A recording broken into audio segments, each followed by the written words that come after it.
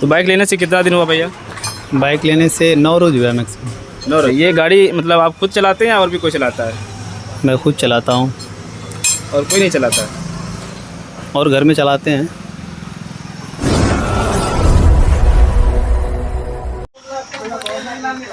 तो हेलो दोस्तों, स्वागत है आपका कासिम मोटो यूट्यूब चैनल में। अभी आप देख रहे हैं बजाज की पल्सर 150 और ये BS6 वाली वेरिएंट है।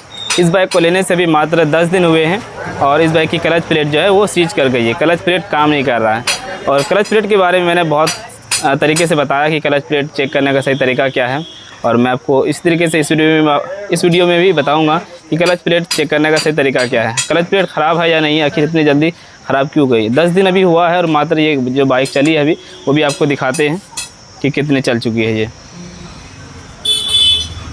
428 किलोमीटर।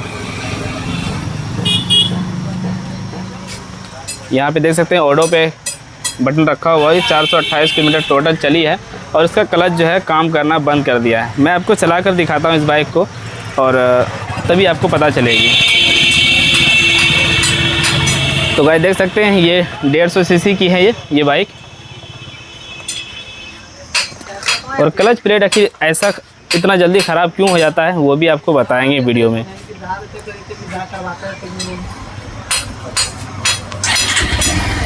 देखिए मैंने बाइक को स्टार्ट किया है और अभी मैं गाड़ी को पिकअप में देखना चाहता हूँ कि पिकअप कितना है इस बाइक में। देखिए क्लच दबा के मैंने गियर में लगाया और आगे की ओर हम भगाते हैं पिकअप, यानी कि हम देखना चाहते हैं गाड़ी की क्या है।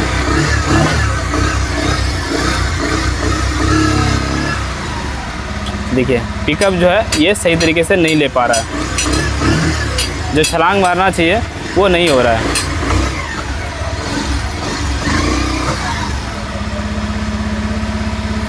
थोड़ा मैं बाइक को चलाकर भी दिखाता हूँ आपको। जब गाड़ी आगे की ओर भगाते हैं तो रेस ज़्यादा रहता है और भागती कम है। इस तरह की कंप्लेन बनती है जब क्लच प्लेट ख़राब हो जाता है तो।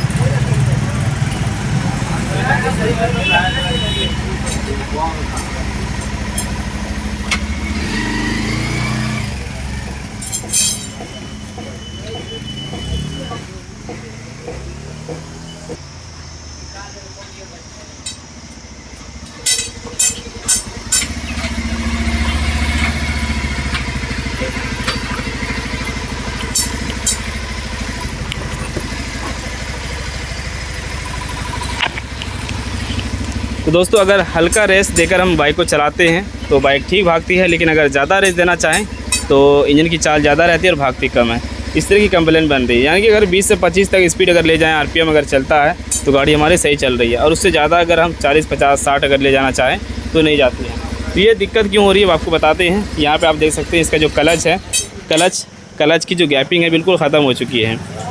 ये देखिए जो क्लच में फॉल्ट जो पले होता है ये बिल्कुल भी नहीं है। जैसे कि मैं आपको और भी बाइक में दिखाता हूँ, इसमें दिखा, ये देखिए ये पले होना चाहिए, यानी कि ये पले जो है ख़त्म हो चुका है इस बाइक का।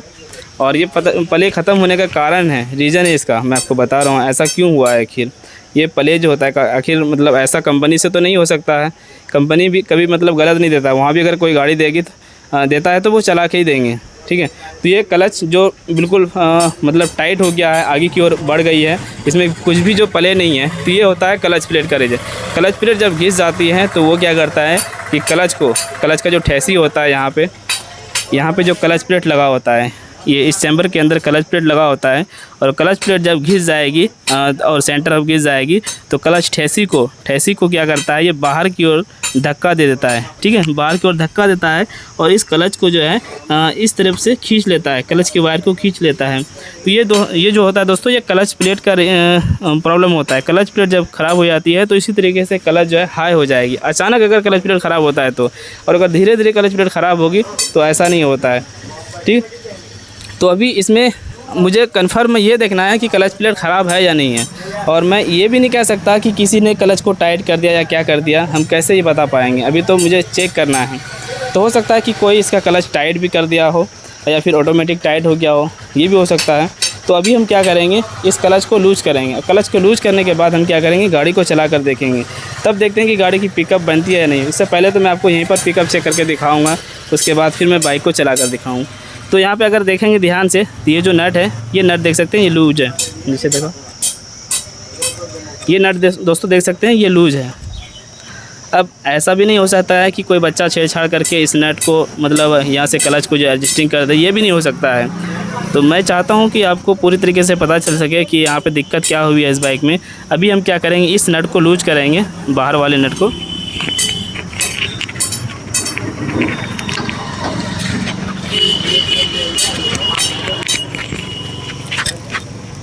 ये देखिए, मैंने क्लच के नट को लूज किया और क्लच जो है अब फ्री हो गया है। ये क्लच जो है ये फ्री हो गया है अब। ये देखिए होने जगह, ये इतना गैपिंग होना चाहिए, इतना पले होना चाहिए। अब यहाँ से काम करेगा, अब यहाँ से क्लच काम करेगा। और पहले क्या था कि ये क्लच जो फ्री नहीं था, तो ये क्या हो रहा था कि क्लच यानी कि दबा हुआ ही रहता था। अब ये समझे, है ना। तो मैंने थोड़ा इसको फ्री किया है।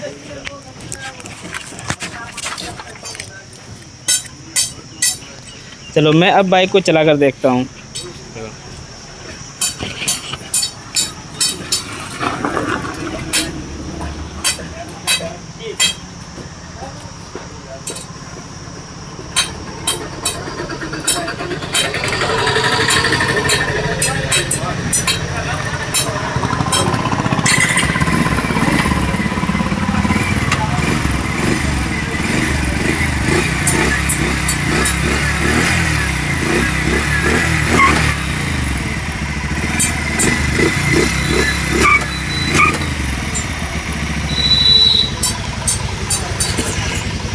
तो गाइस आप देख सकते हैं कि गाड़ी की जो पिकअप है पहले से बढ़ चुकी है, अब यानी कि छलांग मार रहा है ये बाइक।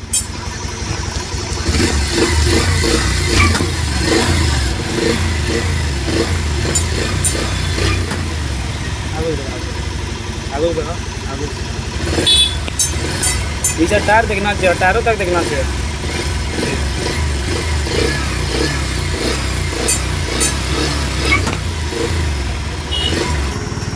आओ करी तो जूम करी तो एडिटिंग कर।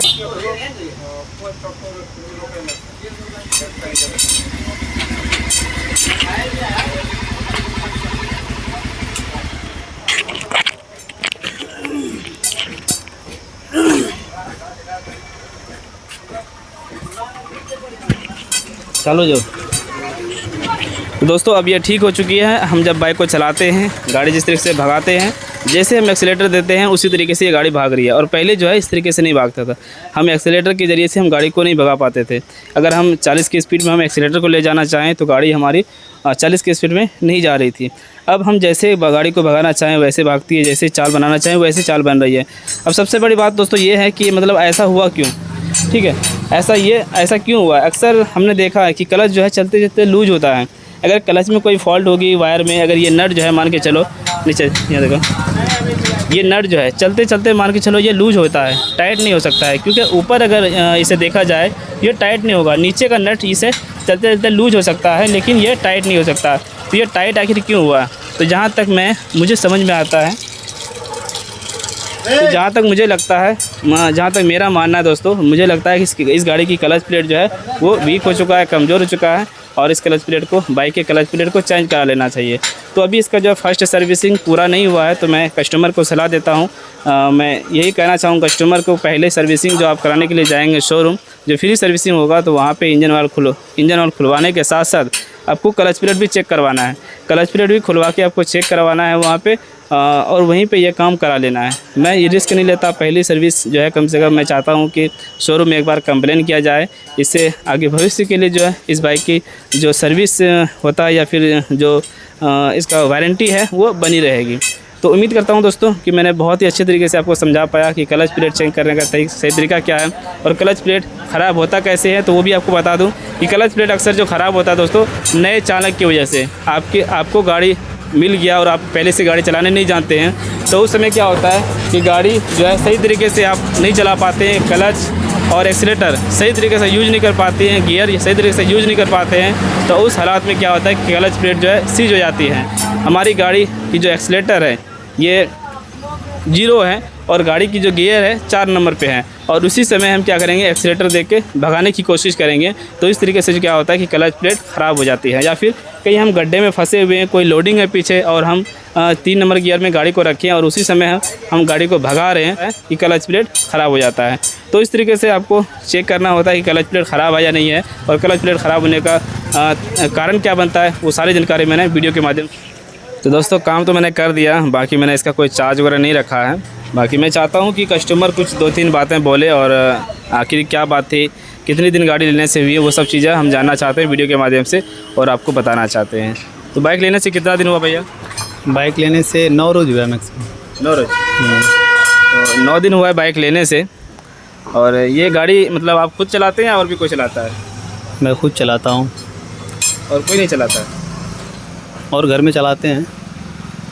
मतलब देखिए ये बाइक जो है ना, मतलब जो लिया इन्होंने तो 10 दिन हुआ है लेने से, लेकिन ये कैसे हुआ इन्हें पता नहीं है। हो सकता है कि कोई और लेकर गया हो, तो अचानक ये चीज़ें हो जाती है। क्लच प्लेट जो है अचानक ख़राब होती है अक्सर।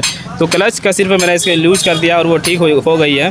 बाकी दोस्तों मैं इस वीडियो के माध्यम से ये बताना चाहूँगा कि बहुत सारे मैकेनिक लोग क्या करते हैं कि जब इस तरह की कंप्लेन आती है तो बहुत ज़्यादा जोर करते हैं कस्टमर को, भैया क्लच प्लेट डलवा लो, आपकी बाइक नहीं चलेगी। इस तरह की सवाल रखते हैं कि भैया क्लच प्लेट डलवा लो, अगर आप नहीं डलवाएंगे तो गाड़ी आप नहीं चला पाएंगे, ये हो जाएगा वो हो जाएगा फलाटे करने कह के कस्टमर को बहका के, यानी कि वो अपने बातों में ला के क्लच प्लेट या कुछ भी डलवाते हैं। लेकिन मैंने इनके साथ ऐसा कुछ भी नहीं किया। तो मैं चाहता हूं कि गाड़ी जब 10 दिन लेने से हुआ और फर्स्ट सर्विसिंग इसका पूरा होने वाला है, तो बाइक को आप सर्विस सेंटर में ले जाइए। इससे क्या दिक्कत है? मैं 200 रुपये नहीं कमाऊँगा, लेकिन आपकी सर्विस जो है, इसकी जो वारंटी है वो बना रहेगा। तो मैंने ये सोचकर आपकी गाड़ी का क्लच प्लेट चेंज नहीं किया है और मैंने ऐसे ही आपको सही करके दे दिया कि आप मतलब शोरूम तक जा सकते हैं। तो यहाँ से जो शोरूम पड़ता है, जहाँ से ये बाइक लिया गया है, करीब 40 किलोमीटर दूर है, जो हमारा जिला पड़ता है गोड्डा से बाइक निकाला है और गोड्डा फर्स्ट सर्विसिंग के लिए जाएंगे और दूसरी बार हो सके तो तीसरी बार देखेंगे और उसके बाद फिर हो सकता है कि मेरे पास करवाएंगे। तो बस हमें इतना ही बताना था।